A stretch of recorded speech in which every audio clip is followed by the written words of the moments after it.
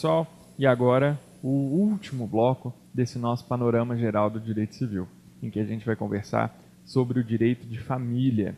E o direito de família, sem dúvida nenhuma, é o mais belo de todos.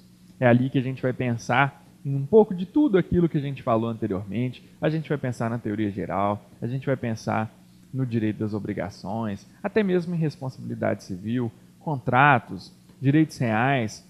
Mas é aqui no direito de família que a gente vai analisar as situações mais bonitas da vida, porque são as situações das pessoas que se amam, passam a viver junto, que passam a ter filhos, que acabam formando vínculos com outras pessoas e que vão se agregando, que vão comungando na vida, que vão adquirindo patrimônio, que vão praticando atos jurídicos em conjunto. Tudo isso vai ser analisado aqui no direito de família.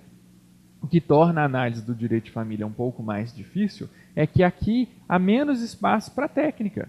Porque se eu estou falando de contrato, eu posso pensar que o contrato é assim, é assado, tem essa forma, não tem, se não tiver é inválido, se tiver isso, aquilo. Agora, em sede de família, a margem para a incidência da norma jurídica sempre é menor.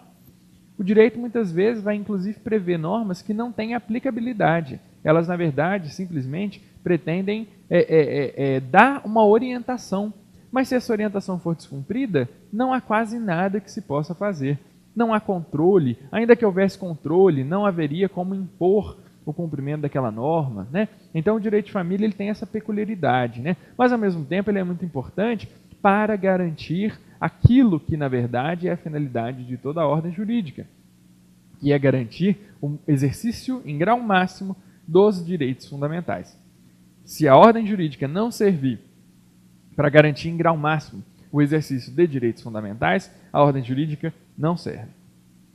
É preciso que o direito exista para que o maior número de pessoas possível possa, no grau máximo, exercer os direitos fundamentais, né? E em se tratando de direito de família, esses direitos fundamentais são mais específicos, são mais, digamos assim, especiais, mais dignos de atenção e de proteção, né? Então é por isso que ao se tratar de direito de família é preciso deixar uma série de visões de fora, né, sob pena de se reduzir o direito de família a direito tão somente patrimonial. E esse, inclusive, foi o grande desafio dos autores do direito de família nos últimos tempos. Prevaleceu praticamente ao longo do século XX uma visão muito patrimonial do direito de família. E não só uma visão muito patrimonial, mas uma visão toda ela centrada na figura do casamento. E do casamento não tanto quanto instituição jurídica, mas ainda um casamento contemplando elementos da religião ou elementos da moral. Essa visão, durante muito tempo, fez com que certas pessoas fossem discriminadas, fez com que certas pessoas não pudessem exercer os seus direitos fundamentais em razão de óbices criados pela ordem jurídica.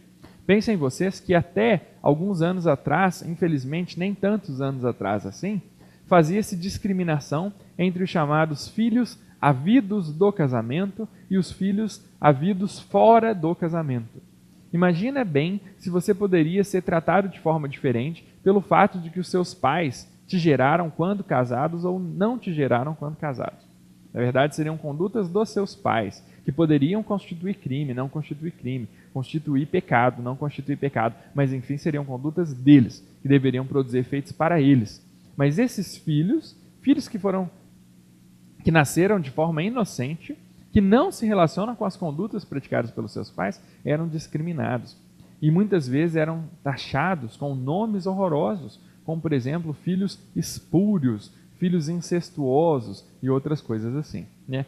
Graças a Deus, hoje nós varremos toda essa visão do direito de família, sobretudo pelo fato de que a Constituição de 1988 consagra o princípio da dignidade da pessoa humana, bem no artigo 1º, e logo em seguida no artigo 3º, garante o princípio da não discriminação. E com isso não há mais espaço para que se faça discriminação levando em conta certos elementos que violam a ordem jurídica.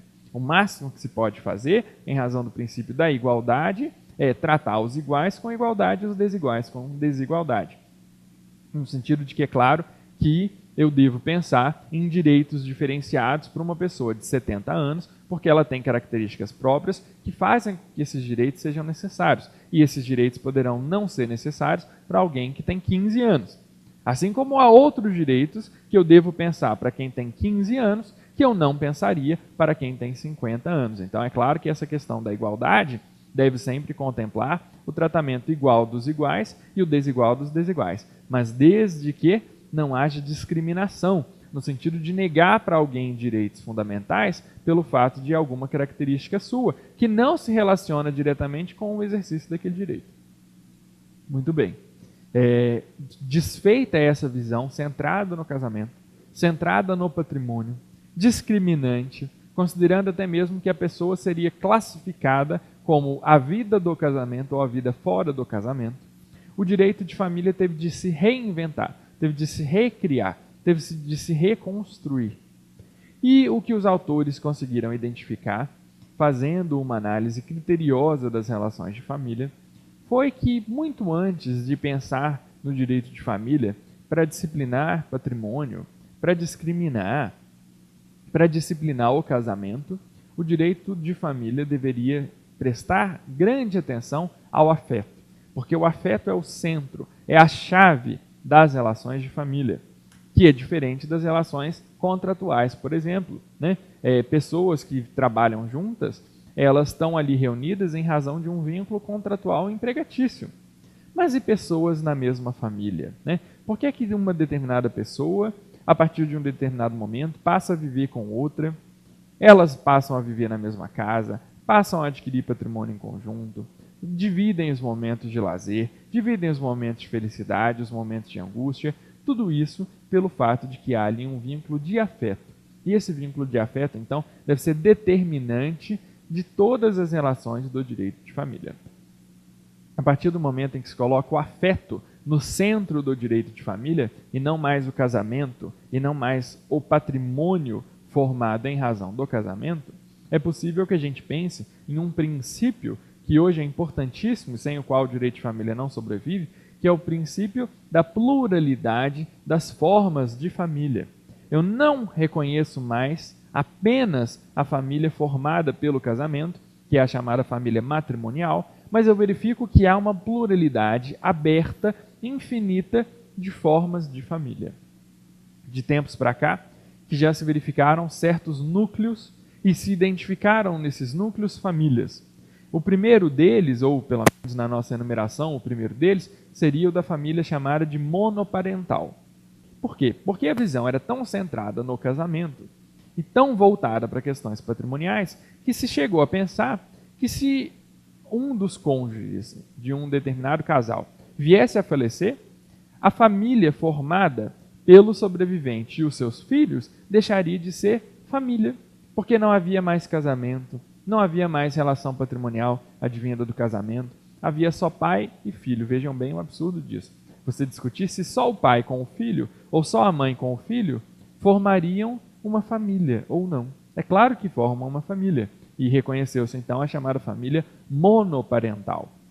A família em que há apenas um dos genitores e os filhos, faltando o outro dos genitores por uma razão qualquer. Outras formas de família, pouco a pouco, então, começaram a ser identificadas. Na sequência da família monoparental, a gente acaba prestando atenção à chamada família mosaico, como ficou conhecida na doutrina.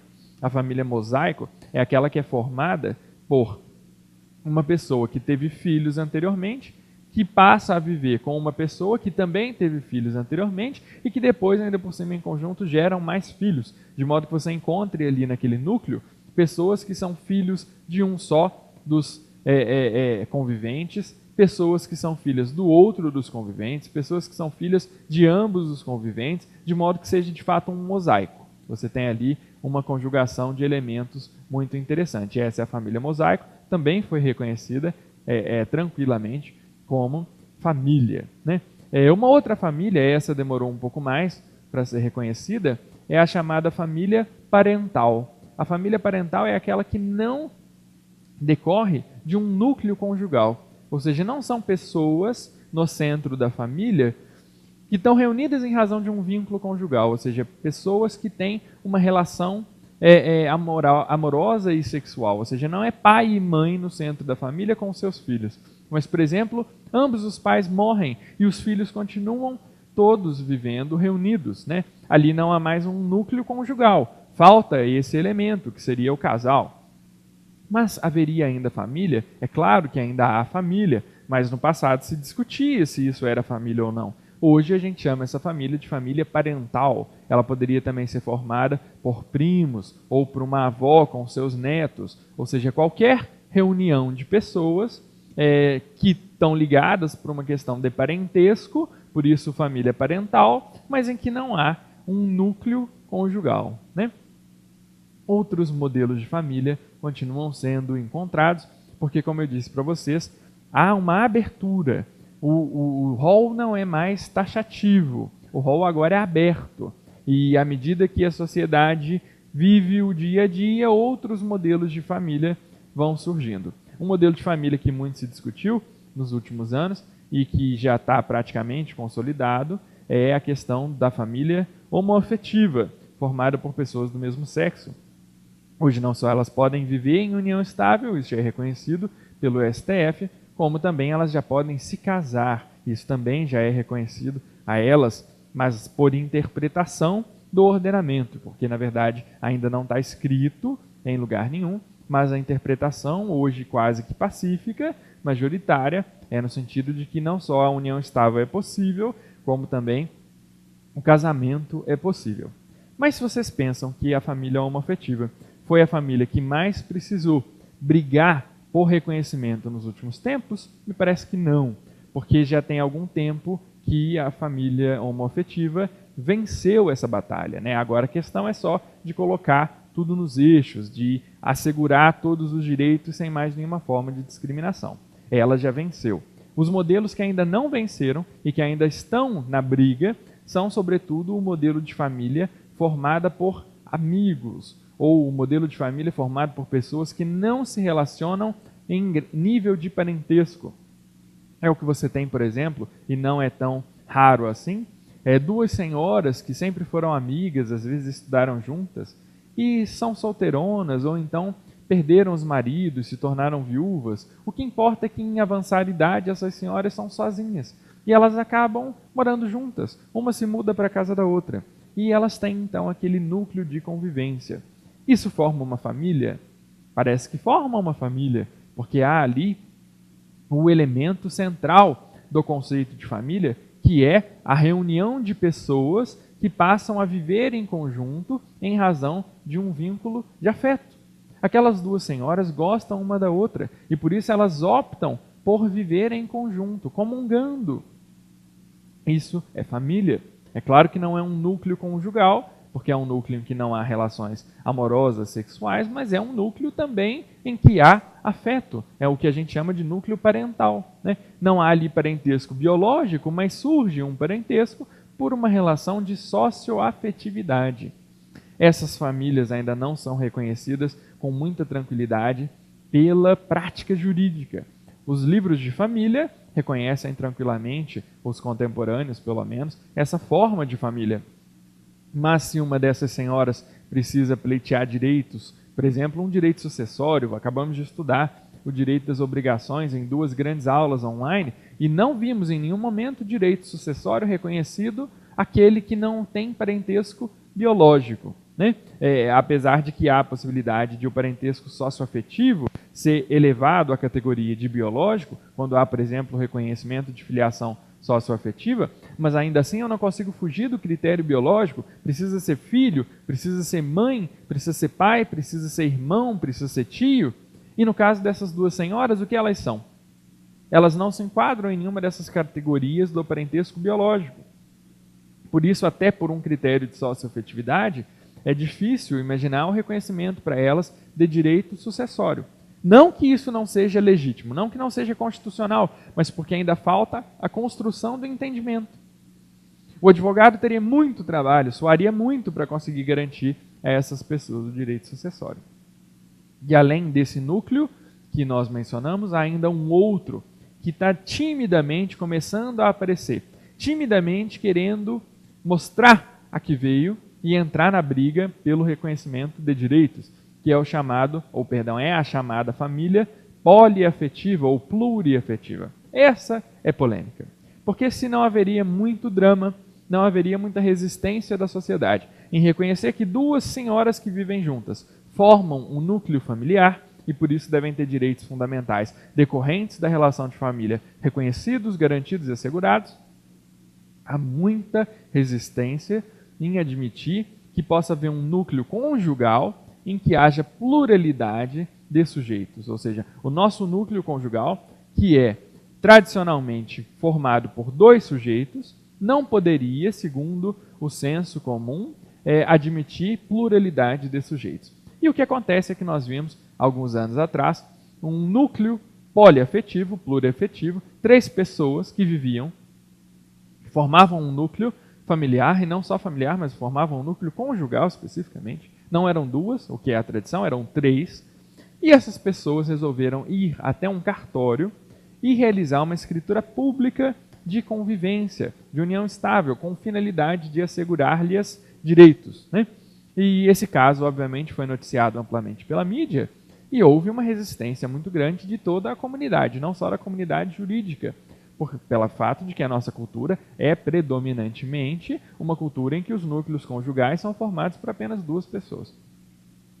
Alguns chegaram a levantar a questão de bigamia, mas se esqueceram de que bigamia no nosso sistema é o fato de que uma pessoa que se encontra em um núcleo conjugal forma outro núcleo conjugal paralelamente. Isso seria bigamia. Não o núcleo em que 3 pessoas, ou 4, ou quantas mais, unicamente formam um único vínculo, né? O que é diferente, então. E não se consegue explicar essa situação, né? E, recentemente, uma outra família pluriafetiva pretendeu também o registro, não o registro, a escritura pública da sua convivência. E, de novo, o assunto veio à tona, né? Mas assim que a comunidade pode, ela finge que esquece do assunto e fica esperando depois mais alguma provocação, porque é um assunto tabu, é um assunto que não se quer discutir pelo fato de que não se quer resolver, né? Mas é um tema que o direito das famílias precisa examinar, sob pena de negar o exercício de direitos fundamentais a pessoas em razão tão somente do fato de que elas são diferentes, e diferenças que não são determinantes sobre o exercício do próprio direito, né? E, por fim, o último dos núcleos, o que é mais polêmico, porque esse desde sempre enfrentou resistência, é o da família chamada de família paralela, que é justamente a família formada quando uma pessoa que já se encontra em uma relação familiar com alguém forma paralelamente um outro núcleo familiar. Aqui a questão é interessante, porque enquanto o núcleo pluriafetivo de fato é raro na nossa cultura, não é em outras culturas, mas na nossa o núcleo paralelo não se pode dizer que seja raro, não se pode dizer que seja novidade, mas sempre foi tabu, sempre foi coisa feita às escondidas, e a partir de um determinado momento é preciso que o direito verifique o exercício de direitos fundamentais de pessoas naquela relação. Não se pode hoje virar-se para uma mulher e dizer para ela que ela não tem direito a ser alimentada, por exemplo, num caso em que ela tem necessidade, em que aquele que manteve uma relação conjugal com ela tem possibilidade pelo fato de que ela manteve essa relação enquanto essa outra pessoa tinha uma outra relação. De fato, isso já se fez e já pessoas foram deixadas à míngua com nenhuma garantia de exercícios fundamentais, pelo tão só fato de que viviam em união paralela, muitas vezes até sem saber que aquela união era paralela. Mas a grande questão é que de tempos para cá o direito de família vem trabalhando com essas noções, né? E hoje vocês encontram, por exemplo, uma professora, Maria Berenice Dias, que vai defender todos os modelos possíveis e imaginários de família, né? E não vai admitir nenhuma recusa de exercício de direitos fundamentais para essas famílias. E é claro que a gente tem que se afiliar mesmo a esse posicionamento, conquanto isso doa muitas vezes, porque vai de encontro a certas ideias que são derivadas de paradigmas morais ou paradigmas religiosos, mas o que não se pode é permitir a discriminação, não se pode permitir a negativa de direitos fundamentais a quaisquer pessoas que sejam, né? Desde que o exercício do direito de um não viole o exercício do direito do outro, todos os direitos fundamentais devem ser exercidos plenamente e cabe à ordem jurídica assegurar o exercício desses direitos. Muito bem, essa ideia geral do direito de família é a ideia central, é a ideia que hoje não pode deixar de ser estudada, porque essa é, na verdade, a ideia principal. Não é mais a questão do casamento, não é mais a questão das disposições patrimoniais do casamento. Família é o afeto, família são os modelos de família, e a partir daí, então, é que eu vou poder examinar a questão de direitos decorrentes da relação familiar. Mas, como ainda se encontra dentro do direito de família o tema do casamento, é preciso que a gente passe por ele também, né? E aí vamos agora falar um pouco sobre o casamento. O casamento religioso é reconhecido no Brasil, mas o casamento é civil. Poderá o casamento ter efeitos religiosos quando obedecer às formalidades previstas para o casamento civil, mas o casamento é essencialmente civil. Tem uma série de formalidades. O casamento é o ato mais solene que existe, que envolve uma série de burocracias que todos vocês conhecem, porque ou são casados ou já viram alguém se casar, né? Diversas questões que ensejam invalidade, diversas questões que impedem os cônjuges, ou perdão, os nubentes, né, porque ainda não casados, de se casar. Então, ao se estudar o tema do casamento, é preciso verificar toda essa questão das etapas anteriores ao casamento, como, por exemplo, a habilitação. É preciso estudar os temas dos impedimentos, ver quais pessoas o direito proíbe de se casarem com outras, ou em quais situações certas pessoas não poderiam ou não deveriam se casar de acordo com a lei, né? As questões de causas impeditivas, causas suspensivas, todos esses detalhes que vão ser examinados, né? Para que, enfim, um dia possa haver a celebração do casamento, né? E aí um tema muito interessante que convém a gente resgatar aqui em sede de tema de casamento é a questão de em que momento se considera celebrado o casamento. Talvez se vocês fizerem uma análise mais apressada do direito de família, sobretudo ao passar pelo Código Civil, não vão dar muita importância para esse tema, mas é tema de grande importância. É preciso saber em que momento se considera celebrado o casamento. E eu não estou brincando. E sabe qual é a situação mais importante?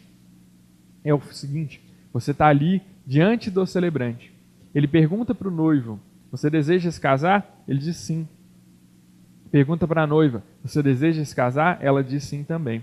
Mas antes de ele pronunciar o casal, casado, o noivo tem um infarto e morre.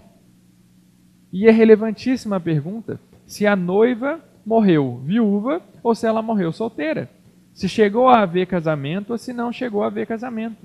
Se houve casamento, poderá haver repercussão no plano do direito sucessório da noiva. E o seu noivo acabou de morrer, ela poderá ser herdeira ou não. Se não houve casamento, haverá também repercussão no plano do direito sucessório. Então é preciso saber se basta o sim ou se é necessária a declaração. E por incrível que pareça, pessoal, a gente já tem anos e anos e anos de direito civil. Anos e anos de direito, de casamento civil dentro da teoria do direito civil. Pelo menos desde o século XX, ele foi plenamente aceito. Ao longo do século XIX, aqui no Brasil, houve muita resistência, mas ainda não chegou a uma conclusão com relação a essa pergunta. E o Código de 2002, que podia ter se posicionado, não se posicionou. Diz o Código, na verdade, que considera-se celebrado o casamento quando os nubentes consentem e o celebrante os declara casados, deixando a dúvida, porque não é possível que os dois momentos sejam o momento. Um momento é o do sim, outro momento é o da declaração. Se os dois são necessários, significa que a declaração é que é o determinante, que não basta o sim. Mas se o sim é necessário e a declaração é tão somente declaratória, ou seja, o juiz declara casados porque eles já são casados, o juiz não os constitui em casamento porque é o sim que o faz. Tudo isso, de fato, é importante e o legislador não respondeu. Logo, a doutrina continua brigando para determinar respostas para essas questões. Muito bem. Essa é uma dúvida que é muito interessante de ser discutida. Além disso, o casamento sempre vai envolver o estudo dos regimes de bens, né? E o Código de 2002 contemplou um rol diferenciado de regimes de bens. Estabeleceu como regime legal o regime da separação parcial, da comunhão parcial, e é até interessante esse meu ato falho?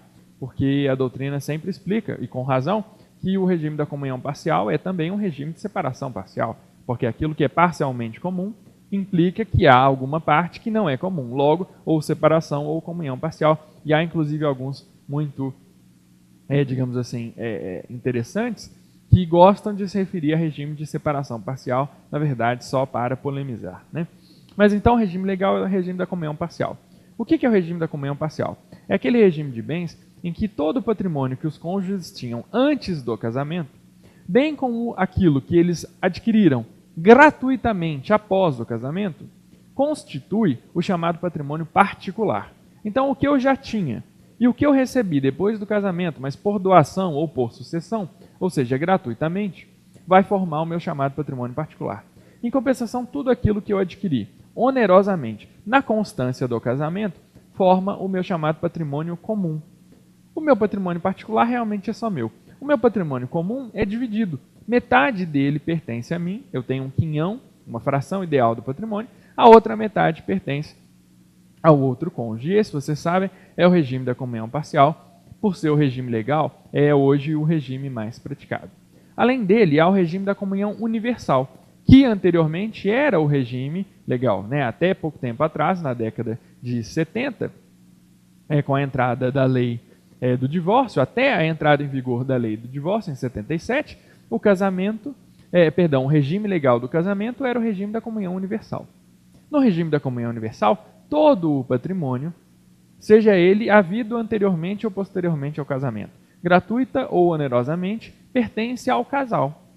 Muito embora se admita que alguns bens especificamente sejam gravados da chamada cláusula de incomunicabilidade. Essa cláusula de incomunicabilidade faz com que certos bens não sejam divididos, sejam apenas de um dos cônjuges. Mas isso nem é suficiente para que se pense em um patrimônio particular. O bem se encontra naquela massa patrimonial que forma o patrimônio do casal. Muito bem. Além desse, há os regimes de separação.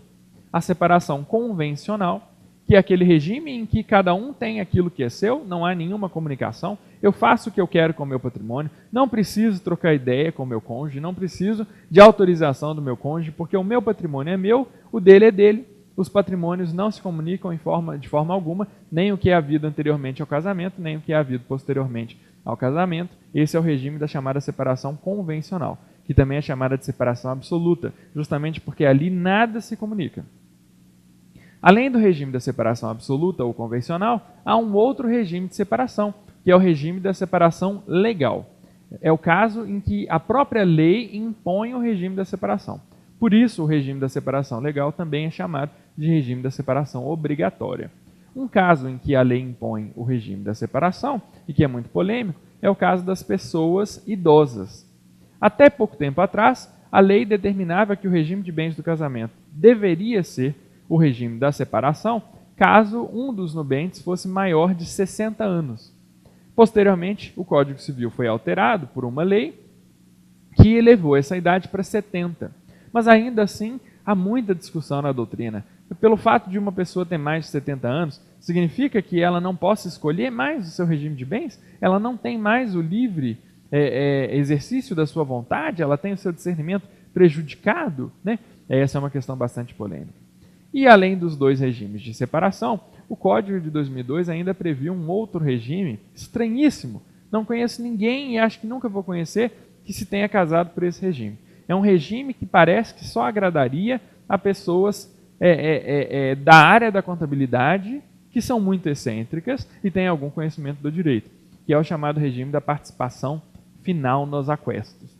Nós já vimos um pouco desses regimes quando tratamos do direito das sucessões. Só para estabelecer aqui uma notícia, o regime da participação final nos aquestos é aquele regime em que há os patrimônios anteriores ao casamento, há um patrimônio formado na constância do casamento, todos os bens adquiridos onerosamente na constância do casamento, eles ao mesmo tempo integram o patrimônio particular e integram o patrimônio comum, de modo que haja ali várias esferas patrimoniais. Ou seja, eu casei com alguém no regime da participação final nos aquestos. O meu cônjuge, então, tem patrimônio, eu tenho o meu patrimônio. Mas quando nós compramos um bem onerosamente na constância do casamento, em conjunto ou não, esse bem é considerado um aquesto. Aquesto é o bem que é adquirido onerosamente na constância do casamento. Ele pertence a mim ou pertence ao outro cônjuge, depende. Mas ele é aquesto. Então ele é contabilizado como tal. Ele está em um patrimônio, ou num patrimônio que é comum de fato, porque o bem foi comprado em condomínio, ou no patrimônio de um ou no patrimônio do outro. Mas se ele é aquesto, ele fica contabilizado. De modo que se o casamento vier a se extinguir, os aquestos sejam partilhados. Ou seja, é regime de fato contábil, que não tem quase interesse prático nenhum. Né? Esses então os regimes de bens do casamento. Pessoal, em síntese, eu acho que era isso que a gente precisava conversar sobre o direito de família.